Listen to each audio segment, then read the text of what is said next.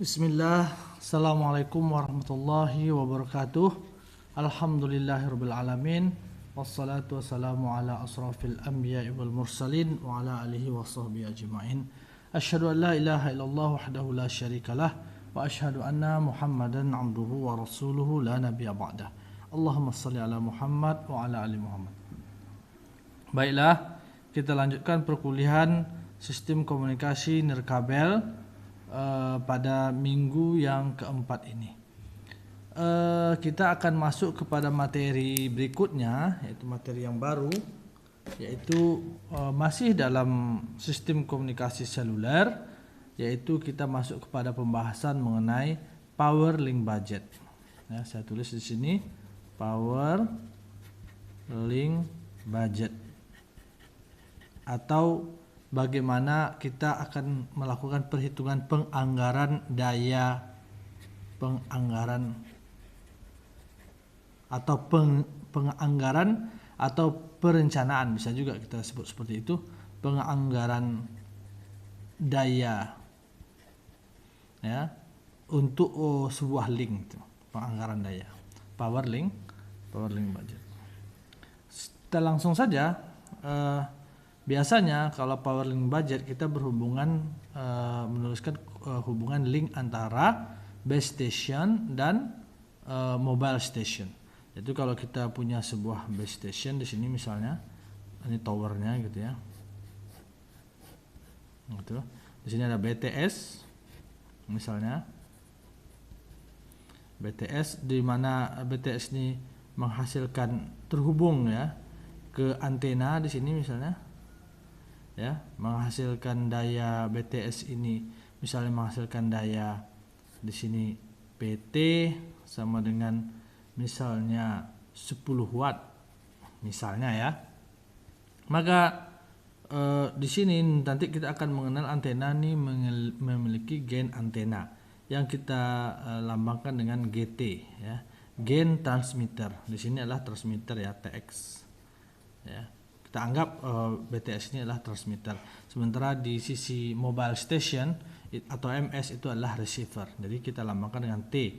PT itu power transmit atau daya kirim. Sementara GT gain antena transmit atau gain antena pengirim. Oke. Kemudian nanti ada link, kita dihubungkan dengan di sini ada MS ya, mobile station, atau kita istilahkan kadang-kadang dengan HP. Di sini jaraknya misalnya kita beri jarak misalnya R ya, atau D kadang-kadang juga dipakai orang, di mana di sini nanti antena penerima itu, jadi sinyal dikirim oleh transmitter, ada antena dikirimkan, dikuatkan oleh gain antena.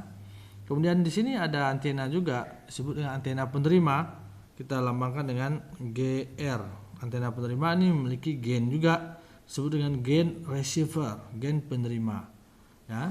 Kemudian nanti setelah keluar dari antena ini, nanti di sini yang masuk ke handphone atau penerima ini itu kita sebut dengan daya terima atau P receive, power receive, daya terima ya. Jadi di sini adalah RX-nya, receiver, ini transmitter. Kita anggap seperti itu ya, karena sebenarnya mereka sama-sama bertindak, antara BTS dan ini MS mobile station itu sama-sama bertindak sebagai, kadang-kadang dia bertindak sebagai transmitter, kadang-kadang bertindak sebagai receiver. Kadang-kadang lewat mobile station, lewat HP kita mengirim sinyal ketika kita bicara, kadang-kadang kita menerima sinyal ketika kita menerima pembicaraan dari lawan bicara kita. Jadi ini bisa bertindak sebagai pengirim penerima, ini juga bertindak sebagai pengirim penerima pada saat yang bersama, karena hubungannya ini adalah full duplex. Nah, akan tetapi untuk penyederhanaan kita anggaplah bahwa BTS ini sebagai pengirim dan MS ini sebagai penerima. Bagaimana hubungan biasanya dayanya? Maka daya terima PR itu biasanya dihubungkan sebagai daya kirim PT yang ditambah dengan gain antena penerima. Setelah dia dikuatkan itu ditambah jadi gain antena penerima. kemudian ketika dia mengirimkan sinyal gitu ya, maka dia telah melewati suatu jarak yang cukup jauh, maka akan terjadi apa yang disebut dengan adanya loss free space loss. Jadi kita lambangkan dengan free space loss itu dengan LFS, loss free space. Nah, loss free space kita kurangi dengan LFS. Kemudian tiba di penerima, itu ada gain penguatan daripada antena penerima, maka kita tambahkan. Di sini kurang ya, karena loss ini sifatnya mengurangi, maka kita kurang. Sementara gain ini sifatnya menambah, kita tambah jadi GR. Maka daya terima PR itu dilambangkan dengan PT ditambah GT, kita pindahkan GR di sini, tambah GR dikurang free space loss.